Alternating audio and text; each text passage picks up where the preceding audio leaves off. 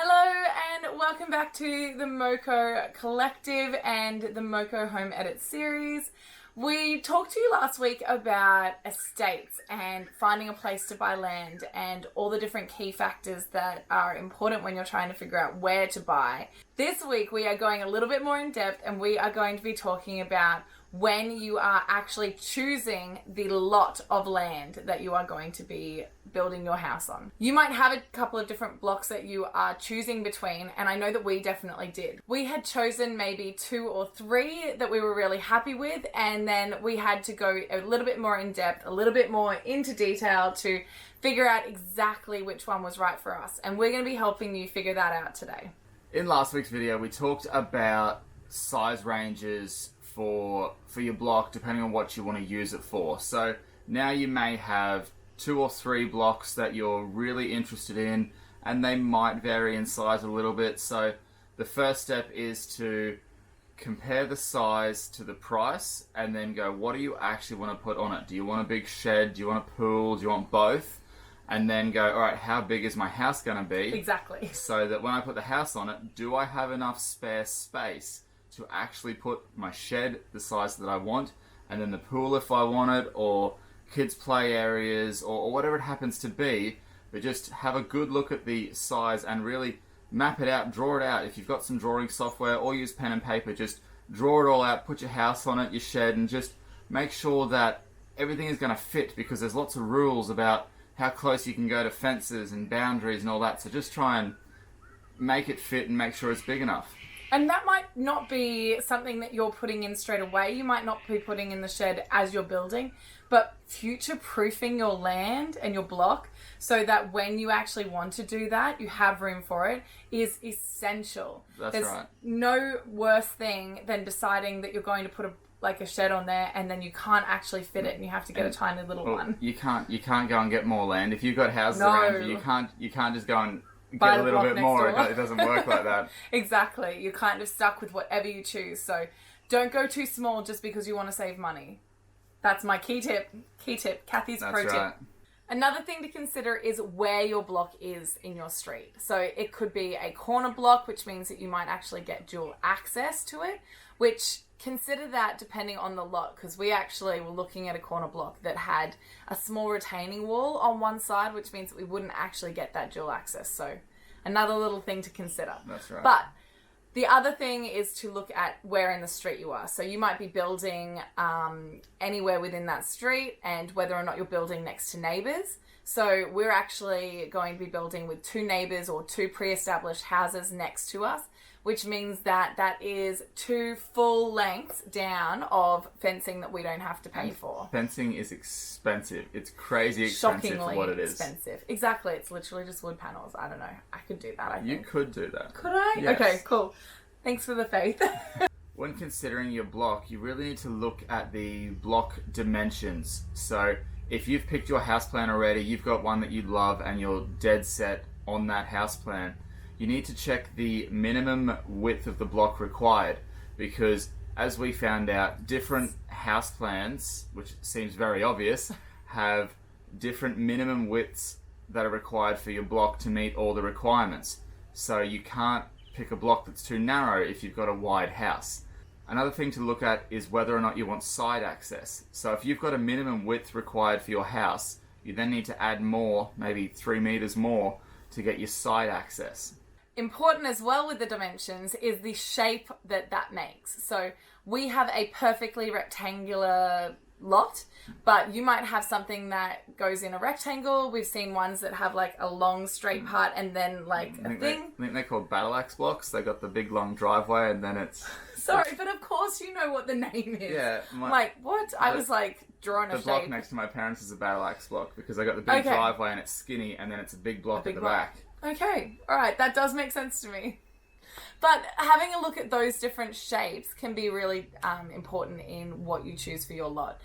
Those differences might mean the difference between being able to fit more things on or having weird empty spaces that you're not quite sure what to do because they're a weird corner shape. Mm-hmm. The next thing we wanted to talk about was the slope of the yard. And we did talk about this a little bit last week, but I'm going to let the engineer talk about this because other than knowing that this I don't want to build on and that earthworks are expensive, I'm going to let you go with this one. So with your sloping block, it does depend on how much it slopes and how steep it is, but it can cost you a lot more when you're building your house because the foundations are harder. There's lots of earthworks that need to be done. You can go with a split level house, which looks cool, but that might not be what you want. So then you've got to do earthworks, and then your yard. Your yard potentially disappears into nothing, which means you then have to step the yard down, which means retaining walls, which are also expensive, and then they also require maintenance, and if they do fail, it's a lot of work and a lot of money to actually get them repaired. So you can do them well, and if they're done really well, they won't fail, but it's going to cost you time, money, and effort, and you're going to have a stepped yard or a sloped yard, which is not going to be very usable. And this is why we went for a totally flat block. Like, I didn't want any of these extra considerations. It's hard enough to make all the decisions about actually building your house and all the furnishings and all the, like, little parts of it, to then be like, okay, what am I going to do with my backyard too? Yeah. Next up is checking your council mapping. And we were... Sorry to interrupt you. All good? We were encouraged to do this by our conveyancer. So when she was actually looking at our plans, she said that we had an easement, which, of course, I had no idea what that was. And Marty goes, well, we now need to look at some council mapping to see what sort of impact that has on where we can build our house on our lot and where the additional things such as a pool or a shed would be impacted. So with the easements, they will come up on your council mapping. So you jump on your local council mapping, wherever that may be, and then you have a look at it and you can see where the easements are. For us, they come up as a sort of a blue hatched area, and then they'll tell you what's actually in there. So in our case, we have sewage and stormwater running across the back of our block. Then if your block does have that, then you can go and actually have a look at the rules around that as to how close you can build things, if you can build things over it, which generally you can, but if the council needs to then work on it, you've got to remove whatever you've built on top of it. So if you've built a big shed over the top of the easement and the council needs to do work in there, guess what? Shed's got to come down, and it comes down at your cost. Yes. Other things to check, which are really important depending on where you live, is the flood mapping. So you can look at 100-year flood events or extreme flood events and just see where the mapping is and see if you're likely to be flooded. Impacted. Now, where our block is, we will not be flooded, but we may not be able to get out of the estate if we get really, really high water. But the block itself will be fine, which is the most important thing for us. And this counts as well with your insurances. So when we'll sort of talk about house insurances in a later video, but having those sorts of things, we're actually at my parents' house. They are considered in a flood zone, even though it would never flood. But house insurance and premium are so much higher because they're in that range. And then the next thing is to check if you're in a bushfire zone or not, because a bushfire zone will increase the cost of your build because you need special materials, you need fire-resistant materials, and your house needs to be built out of certain things. And these things, of course, always cost more money. Yeah. And so we actually are in a bushfire zone, and we're considered prone to bushfires. And our build costs are slightly high because of this, but not in such a significant way that it would stop us from building there. No, it was quite small, but it's just something to be aware of. The next really big thing, and possibly the most important thing to check, is drainage. Check your drainage on your block. Water can cause so many problems for you. It can cause problems with your slab, your footings. If you build a shed, it can cause you problems, messes up your yards. Basically, if there's drainage issues, you're going to have problems on your block, so always check that. Now, we almost forgot to mention this one. Even though we did check it on our own block, we almost forgot to mention this. So thank you to Stace Lace for actually reminding us to talk about this one. With your drainage, when you're having a look at it, you want to have a look at, are there any low points in your block? Does your block slope inwards or does it slope away from the house?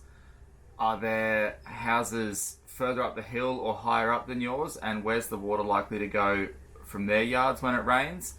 basically you just want to have a good look at your block. Where's the water going to go? Water's going to flow downhill, so you can kind of quite easily get a good idea of where it's going to go when it rains. There is a block in our estate that is on the bottom of the full slope. So we're sort of like in the middle to the upper of the slope. They are on the bottom of the slope. They have 6-foot retaining walls on every angle. And I just look at it and think, no, that is not something that I want to do. No. And I mean, like, there's still further for the water to go down, but I just think that looks like a puddle to me. One last thing, there are a number of other searches or things that are looked at when you actually go to purchase the block. Now, these will all be done by the conveyancer. So this is after you've actually picked your block, you've made an offer, the developer or the seller has said, yep, we're happy with that, here's the contract. Then the conveyancer will go and have a look at doing title searches. So that just makes sure that the seller is actually allowed to sell you the block, so they actually own it. And they will look at all these other different things, and they'll give you a big list of them, and you just go, yep, I want that one, I want that one, and I want that one. Now, there are some that you have to do, and some that are optional. Some cost money, some don't. So just go through the list when they give it to you, and just pick all the ones you want. You can do all of them if you want, but just pick the ones you want, and then they will do them and let you know the results. When it comes down to it, picking the right lot for you is going to mean the difference between having an amazing life and an amazing build, and having it future-proofed, and regrets. Just lots of them. It's really important to consider cost and balancing that cost and what you're getting. Yeah.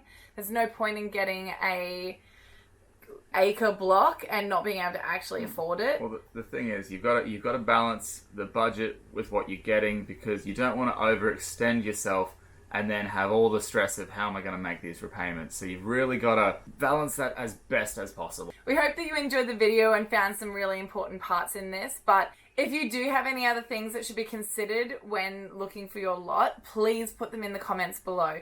We have already chosen our lot and officially bought it, but for anybody else who's watching, have a look in the comments and see if there's anything else there, because as we said, Stace reminded us about our drainage, and it's all about knowing what other people say that make a big difference in being able to be informed when you're making these choices. Exactly. We've had a bit of an update to our name on Instagram, so make sure to check us out at the MOCO Home Edit to be able to find out and catch up with all of our updates and what we've been up to. Remember that on Thursday we post our house update, so if you want to see what we're up to and what we've done this week, part of the house, you can see that. And this week we're talking about facade and roof and bricks and all the exciting outside stuff. All the things that make me probably the most nervous. The things you can't change. Exactly. So if you want to check us out, you can have a look at that one on Thursday. But until then, have a great week and we will see you soon. Bye. Bye.